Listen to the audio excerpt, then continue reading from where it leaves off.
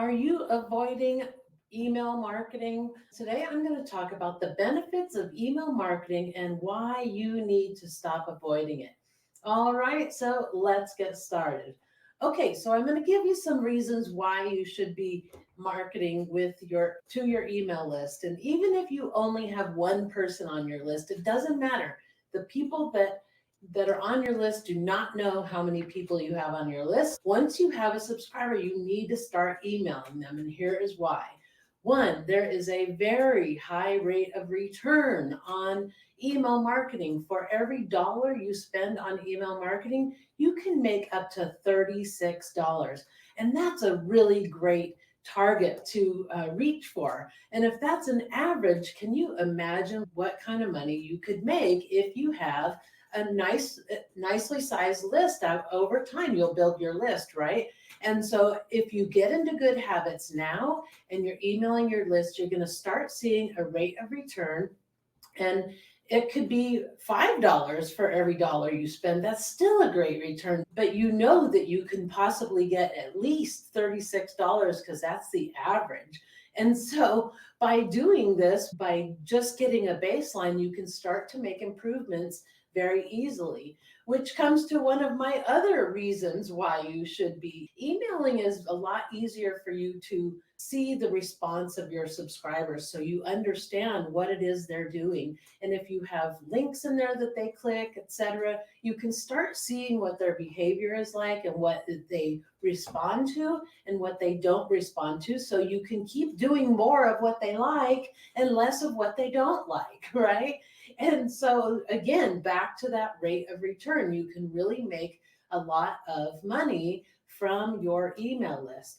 Another reason why is because email is a great form of communication for you. Not only is it a marketing tool, but it's also a great way for you to just talk to your people and tell them what's going on with your business, give them an update, give them a what's going on this month type of newsletter-ish sort of thing, right? It doesn't have to be a full newsletter. It can just be what's going on this month, or just communicating with them, communicating that you're going live, communicating that you're having a sale, communicating that something exciting happened for you. All of those things are really good and valid reasons for you to email your customer base. And if you think about it in terms of communication, I find it a lot easier to detach, right? When you think about it as marketing and selling, then you seem to, or I seem to get in my head and I worry, and I see my clients doing that a lot. They get all worried. They don't want to make their customers mad, their email subscribers mad, and have them unsubscribe. And so they tend to avoid emailing them altogether. But the problem with that is you're not communicating then at all with what's going on in your business. And they signed up to be a subscriber so they could get insight into what's going on with your business. So make sure that you're doing your job and you are communicating with them on a regular basis. The other one that I have, another one, number 4, is it's a great way for you to nurture relationships. So think about this. We always look at the funnel, right? And we know that statistically, only 1 to 3% of people are going to actually buy from you now. They're the only ones who are ready. The rest of them are in the looking mode, getting to know you mode, or just getting started, whatever. They're just not ready to buy, right?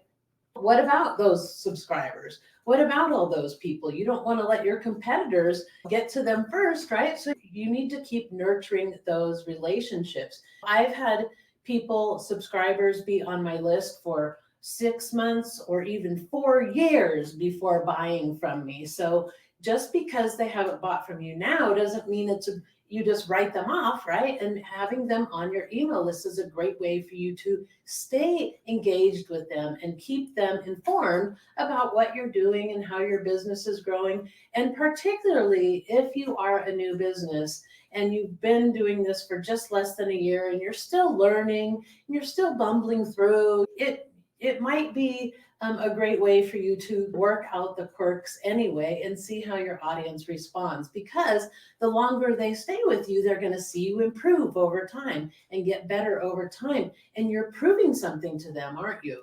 you're proving that you're getting better, that you are starting to come into your own skin and get better at what you're doing. So make sure that you are nurturing those relationships via email. It's a very easy way for you to stay engaged, keep in communication with them, and you could even get them to respond to you by asking them to reply. Ask them to reply to you, right?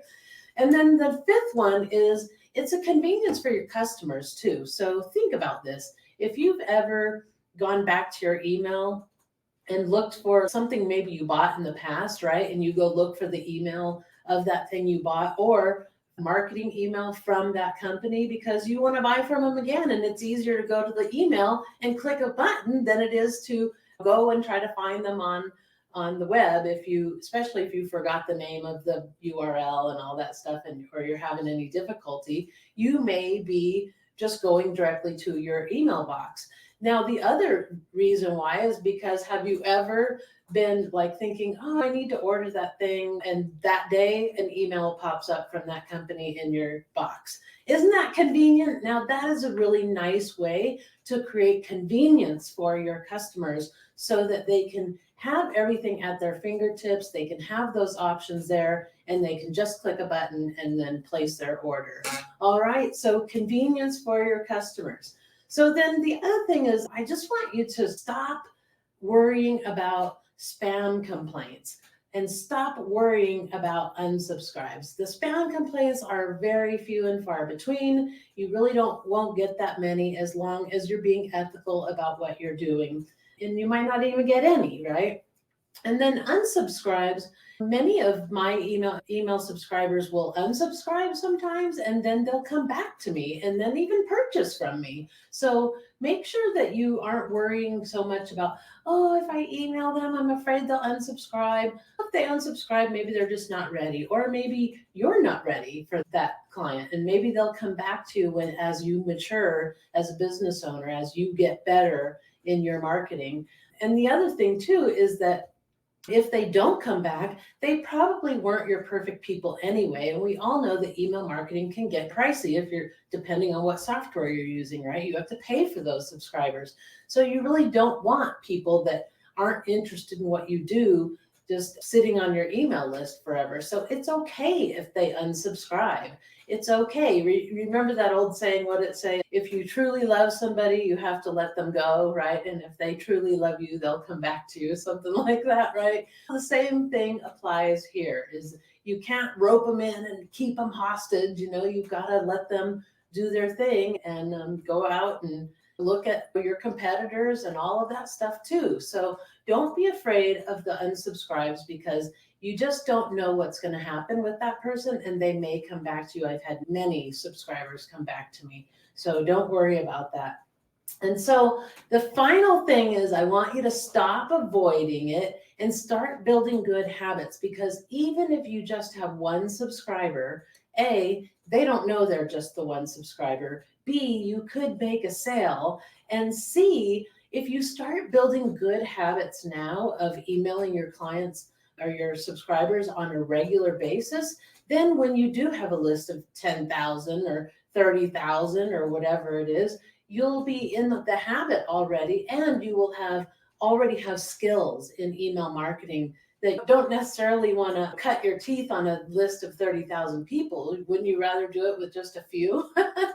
So get started now, even if you only have one subscriber, so you can cut your teeth, you can get better at marketing, you can start seeing the results and see what's going on with your subscribers and what they respond to. And then keep making offers, keep communicating with them, keep nurturing those relationships, because it will pay off. Remember, a high ROI, $36 for every $1 spent is the average of what you can make off of that. So even if you're making $5 off of that $1, that's still a great return. So it's well worth your time, and it's very cost effective, especially depending on what software you have. It can be very cost effective way for you to nurture your audience, to make offers, and to make sales, right? Okay, so I hope that helps. Get out there, write an email to your list today, even if you just have one subscriber, and see what happens. See what happens. And then start recording it, right? So all month I'm going to be talking about email marketing because I have my little my Black Friday emergency promo kit available now. You can get it at thescrumshop.com/workbooks, where you can find all my free workbooks. It's at the top there. So go ahead and grab that. It gives you some insight in how you can market for your Black Friday campaign. Even if you don't have something yet to do, it'll give you some insight on how to do that and how to use the Scrum methodology to actually create a campaign, and one that you'll be able to reuse over and build on what you do the first time. So go out there, go for it, do your job, and email your list. All right. I will see you guys in the comments.